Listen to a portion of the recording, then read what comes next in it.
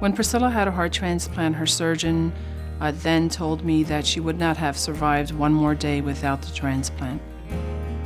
My daughter right now is in 5th grade. She's doing a lot of things. Last year she started playing the violin.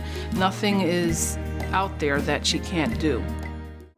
My father had kidney disease, so I knew what was to be expected when my kidneys failed. After receiving my kidney transplant, I was able to find and marry the love of my life.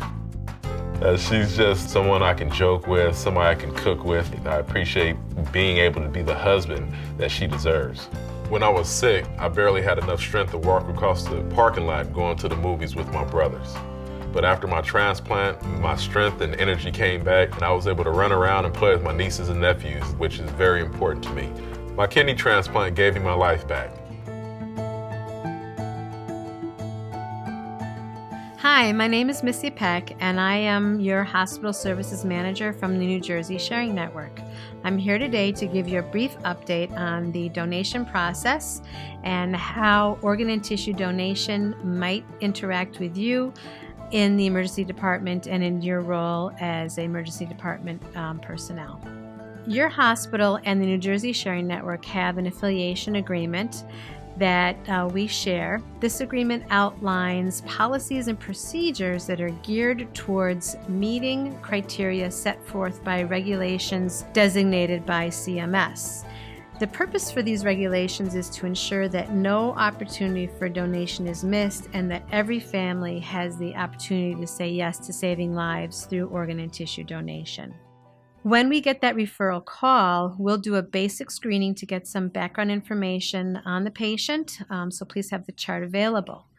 If we decide that we do want to go ahead and reach out to the family to obtain consent for them to give the gift of tissue donation, we'll ask you to put a hold on the body. That simply means that the body will stay here in the morgue and won't be prematurely released to the funeral home or to the medical examiner if it's an ME case. While we're talking to the family and getting their consent, we'll do a full screening, and we may even need to get a copy of the patient chart faxed to us because we are regulated by FDA.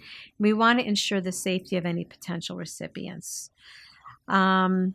When the recovery is done in the OR, we then discharge the body to the funeral home so that funeral arrangements can go on as planned. If it is an ME's case, we've already been in contact with the medical examiner in advance, and we know if there's any restrictions or if they need anything else from us before we complete the recovery. What many people don't know about tissue is that one tissue donor can provide life-enhancing gifts to well over 50 recipients. The recovery of corneas give the gift of sight. The recovery of bone is used in many surgeries, orthopedic surgeries, spinal fusions. Soft tissue that's recovered is used for reconstruction of ACLs. Saphenous veins are used to build new fistulas for kidney dialysis patients. Skin is used in many graft surgeries, so there's many, many uses and ways that tissue can enhance the lives of many people. On the second area that we want to cover today, organ donation. The New Jersey Sharing Network has defined an imminent death as any person presenting with ventilator support who has suffered some catastrophic neurological injury. All patients that are presenting with these triggers must be referred to the Sharing Network within 1 hour. We also want to ensure that any patient who is on ventilator support and the family is contemplating a terminal extubation, that the Sharing Network get notified before that terminal wean occurs. Once we get the referral, we get as much detailed information as we can. The New Jersey Sharing Network is HIPAA exempt, so this is our first opportunity to get all those details so we can determine medical suitability. If necessary, a transplant coordinator from the New Jersey Sharing Network will be sent to do further evaluation and to work as part of the clinical staff here on the unit with the physicians and the nurses to help maintain the donation option, to keep the patient hemodynamically stable, and to evaluate for medical suitability. Many times we may draw serologies and test for infectious diseases, so we want to be on site to guarantee, again, that the organs we might recover are as pristine as possible. So that brings us to our third area of conversation, and that is to ensure that no discussion of donation or any approach or mention of donation should be made to a patient's family without first collaborating with the New Jersey Sharing Network and without us determining that the patient is medically suitable. It would really be the worst case scenario if donation was prematurely offered to a family only to be taken away again if they became ruled out for some clinical reason. Many times families find some comfort and some hope and healing can begin if they know that this catastrophic situation can benefit others and that other people's lives could be saved. As a matter of fact, one organ donor can save the lives of up to 8 recipients if we're able to recover the heart, the lungs, the liver, the kidneys, the pancreas, and the small intestine.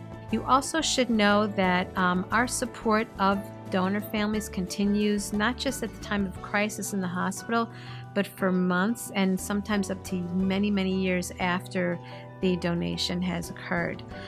We offer many support services to the donor families, including bereavement counseling. We have a donor remembrance ceremony every fall. Many opportunities for them to share and to give back again. And we have these badge cards for you that have our 800 phone number on them, and they'll be available for you as a reminder of the points we talked on today. Hi, my name's Tyler. I'm 15 years old. When I was 11 years old, I had bone cancer, and it looked like I was going to lose my leg. Thanks to the tissue transplant, I'm a regular teenager and pretty good golfer. I'm John. I was blinded in a chemical explosion that left me blind for 30 years. I was given my sight back through a cornea transplant. All I had wanted was to see my children for the very first time. When they removed the bandages, I looked across the room, and sitting there was my family. I could see them. Thank you so much for your support, and we appreciate your effort in saving and enhancing lives through organ and tissue donation.